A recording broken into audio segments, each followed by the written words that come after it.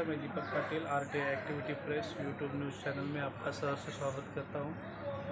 माहिती अधिकार महासंघ फेडरेशन याचं प्रशिक्षण आणि प्रशिक्षणानंतर जे कार्यकर्ते महासंघामध्ये जोडले जातात त्यांना एकदम योग्य माहिती अधिकार अर्ज आणि त्याचं पूर्ण 1 ते 31 कलमाचं प्रशिक्षण आज माननीय सुभाष बसवेकर सर जे संस्थापक अध्यक्ष आहेत ते स्वतःहून देत आहेत या ठिकाणी।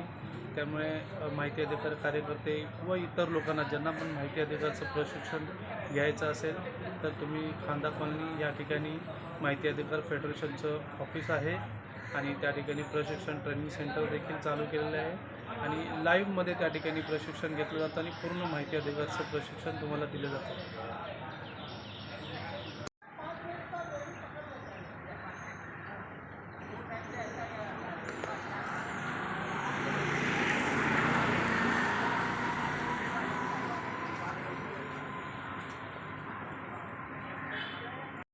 व्यवस्थित सूची केली नाही, व्यवस्थित गट्टे केली नाही।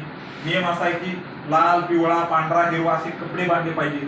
त्यानुसार ते रंगाच्या नुसार ते 10 वर्ष त्याला सांभाळायचं ते लाल कपड्यात, 5 वर्ष सांभाळायचं ते निळ्या कपड्यात, 3 वर्ष सांभाळायचं ते हिरव्या कपड्यात असं बांधून ठेवायचं। असलं काही त्यांनी तिथं अभिलेख वर्गीकरण केलेलं नाही। त्यामुळे काय होते की तिथली कोणतीच गोष्ट शोधत नाही। जर मी असं मेडिकल टाकलं की जिथं सगळी औषधं ढिगाऱ्याने ठेवली तर मला औषध शोधून सापडणार नाही। आता तुम्ही कोणत्याही मेडिकल मध्ये जावा, कोणतंही औषध मागा, तुम्हाला 1 सेकंदात काढून देईल, कारण त्यानं त्याचं औषधाचे वर्गीकरण आणि व्यवस्थापन केले। मला सांगा, एक मेडिकल, त्या मेडिकल मध्ये 4000 औषध असतात। तुम्ही मागितलं ते औषध तो तुम्हाला किती अर्ध्या मिनिटात देतो, अर्ध्या मिनिटात देतो। सरकारी कार्यालयात जा, मागितलेली माहिती सांगा, 15 दिवस काय महिनाभर शोधू दे, त्याला ती माहिती शोधता येणार नाही, कारण त्यानं व्यवस्थापन केलं नाही। कलम 4 असं सांगतं की तुम्ही व्यवस्थापन करा।